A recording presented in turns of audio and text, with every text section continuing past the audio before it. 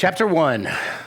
Our story begins with a young prince tragically loses his father at the hands of an overly ambitious uncle. As the story progresses, he goes on sort of a self-exile. He's helped along the way with a couple of silly but well-meaning friends. Eventually, he also gets help from the ghost of his father. At some point, he's able to return to the family, resolved to make things right. The Lion King. Or another story, a young prince tragically loses his father at the hands of an overly ambitious uncle, goes into a self-exile of sorts, gets help from a couple of silly but well-meaning friends, and also the ghost of his father. Eventually, he comes back, resolved to make things right. Hamlet. It's just like The Lion King, but there's a pile of dead bodies at the end, which is why there's no sequel, Hamlet Part 2, to be or not to be again. We understand this because there's no such thing as a new story. There's patterns that we've come to recognize. These have been in the Iliad and the Odyssey. They're through mythologies across the world. They're in books and plays and movies. It's just as much a part of the American novel as it is the American dream. We understand these patterns. It's what Dr. Joseph Campbell called the hero's journey. And it's much more complex than what I have time to go into. But it boils down to this, prince or princess or lion cub or space alien or self-aware AI robot or just a boy or a girl is facing some obstacle. They've just lost or they're about to lose one or both of their parents to a dragon, a wizard's curse, a freak mine accident, an explosion, or because dragons and curses come in all shapes and sizes, cancer, neglect. Or maybe they have both of their parents, but there's other conflict going on, abject poverty, depression, anxiety to the point that they want to harm themselves or others. The point is, though, the rest of the cycle is that we know things are bad, we know they're likely going to get worse before they get better, and we know that help is on the way. Help is going to be given through various forms throughout the story, and our hero will be transformed in the end, and they'll be better off not just because of the help, but because of the struggle. And the thing is, no matter how bad things are in the beginning, no matter how hungry the orphan is on the streets of Elizabethan England, the better. The more severe the neglect that Harry feels under the stairs, the better it feels when he vanishes vanishes evil from the wizarding world. And that's because we worry about the hero, but we're not despairing. We don't give up hope because we understand the cycle and we're used to these stories. So we want it to be bad at the beginning so that it's a resolving ending that we can be happy with. Too often in our classrooms, there's a group of students for whom we treat as if it's the end of the story, that they are the result of a series of unfortunate events. And we treat them as if our story ends with the student getting expelled for bringing a handgun, that the story ends with a girl getting herself pregnant her sophomore year.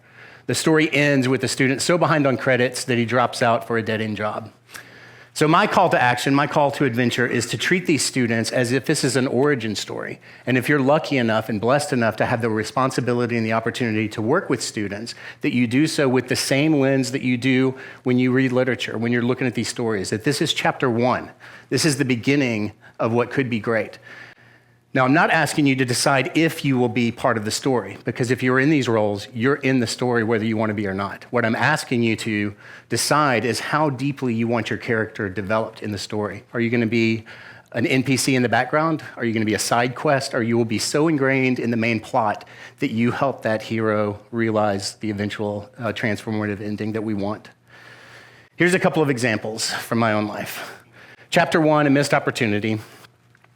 I'm looking through the window to see the bus pull away from the bus stop. I wait a few more seconds and start to gather my things. I go to the freezer where my mom, she's actually my stepmom, but that's many other chapters. That's where she keeps her cigarettes. I grab one from the pack and shake it so it's not discovered just yet. And I start walking to school. I'm wearing dirty jeans, some sort of band t-shirt, Metallica or something like that. And this is a good opportunity for me to practice smoking. I'm not very good at it yet. I would mime it, but I want this to get shared online. So I'm walking to school. It's important for you to understand that I just read The Outsiders. And so I'm absolutely as cool as the greasers in The Outsiders. That's important. You have to suspend disbelief when you read literature. So I had hair. It was long, frizzy, curly, ratty t-shirt. I'm smoking. I'm thinking, I don't care about anything or anyone. Don't cough. Don't cough. So it's a few miles to school. About halfway there, a bus comes towards me, and I'm thinking, This is my time to shine. I don't care about anything or anyone. Don't cough, don't cough. The bus comes to me, I see the kids in the window, and it's my first period class. What's going on here is this is PE, so about 3 or so weeks of PE, we go to the local bowling alley to learn the lifelong skill of bowling and math. So I'm smoking, I exhale, I'm nonchalant, I don't care about anything, I didn't cough, looks great, I look behind the bus as it passed me. Just above the emergency exit sign is Coach. Arms crossed, and I swear he's smiling, not in a, oh, it's David kind of smile, more of a, I've got you kind of smile. He's thrilled with this. So I keep walking to school, worried about the next interaction with Coach. And he's Coach because I really can't remember his last name. He was Coach in PE. He was Coach when he was an assistant principal. Everyone called him Coach when he was superintendent. He was Coach in his history class. He was Coach. I don't remember his name. So I get to school. First period's still going on, so I check in. I've got to wait in the office until first period's over. Just a few minutes left in first period, Coach walks in, grabs me by the jacket, and starts frisking me. This is before the Student Bill of Rights came out. He thinks I'm going to be dumb enough to have the cigarettes on me. I'm not that dumb. Where are they? Where's what, Coach?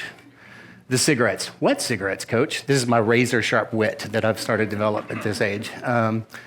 The bell rings. He gives some sort of version of Saved by the Bell, because he's just as witty as I am.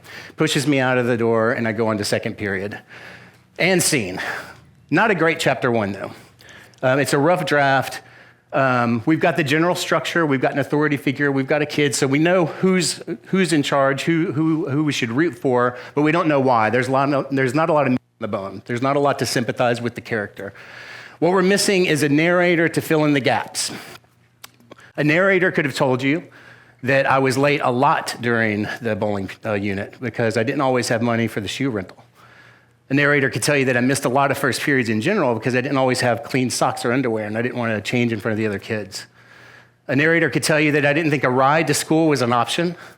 My dad worked long hours, nights and weekends at a truck stop to keep the wolves at bay for, at this point, it would have been 7 children. I don't think Mikey had been born yet. A narrator would tell you that my mom was passed out, hungover from the night before, or if she was up, she was about to start drinking for the day. So a narrator could fill in the gaps. Coach didn't have that information either. So that would make a better chapter 1. So we'll go to another class. Chapter 1, The Boy Who Wrote. This is Mr. Shank's class.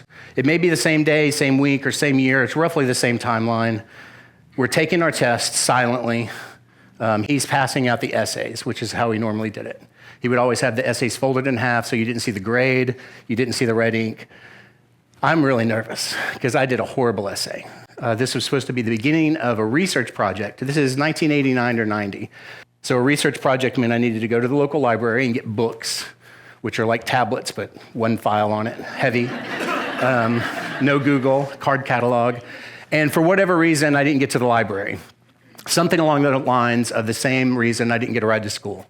Dad's at work, mom's drinking, and I hated then as much as I do now asking or receiving any kind of help. So I'm really nervous because I love Mr. Shanks. He is my English teacher, and I hate letting him down.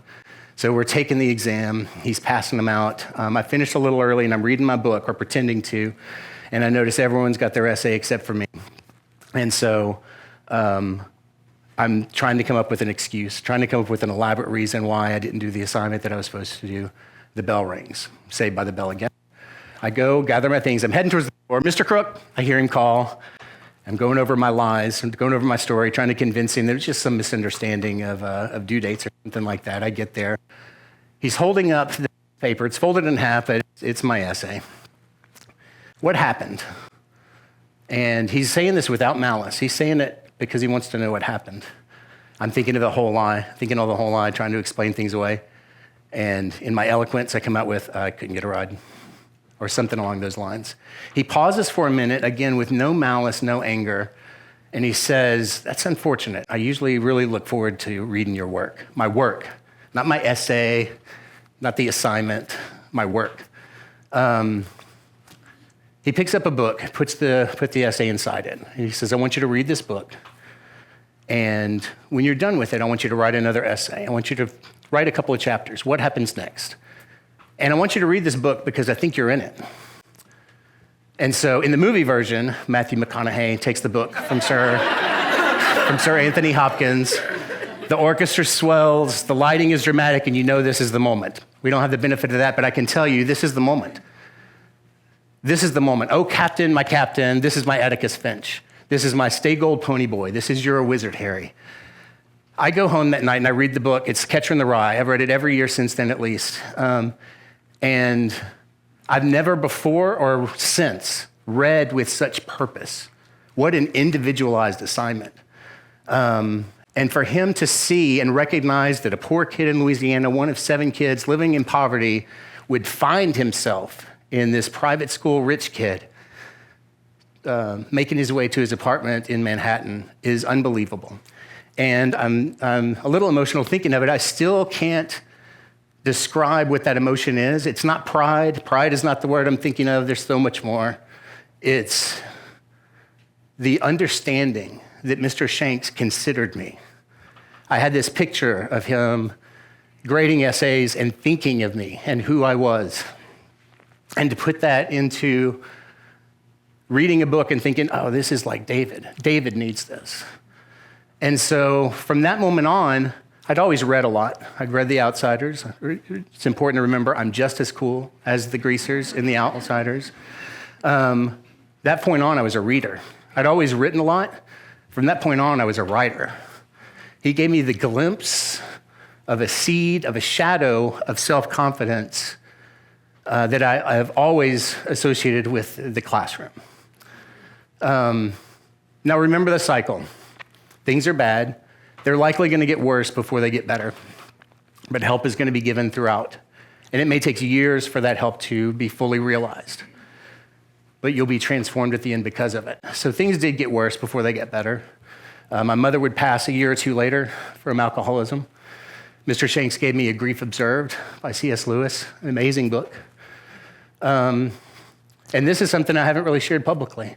I left high school halfway through what would have been my senior year. But that glimpse of a seed of confidence that Mr. Shanks gave me, I was going to say inspired me, but it required me to finish my high school diploma through correspondence course and put myself through college. And eventually build a life around me where my career was focused on creating those opportunities where people can be part of that story.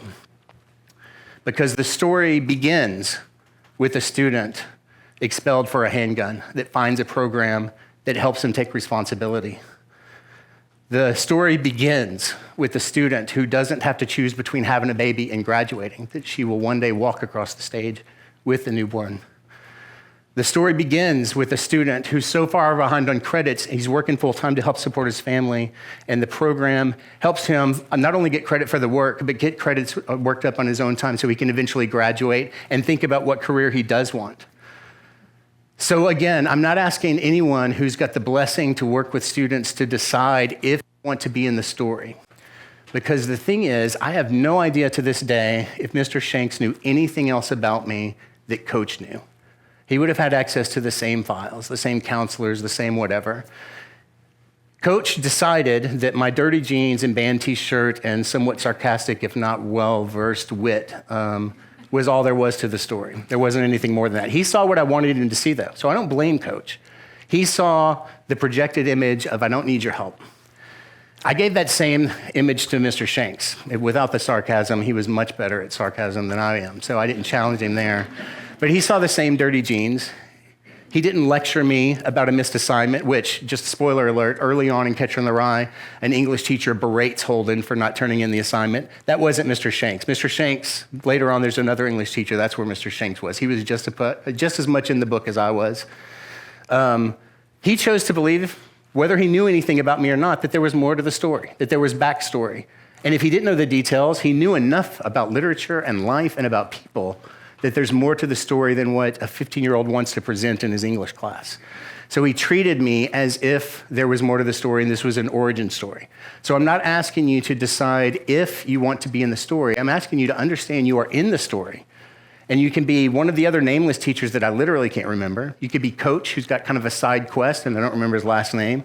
Or you could be Mr. Shanks, who literally altered the timeline And so that eventually that hint of a shred of self-confidence is what led me to see the classroom as holy ground where origin stories happen, because each and every one of those students is a chapter 1. Thank you.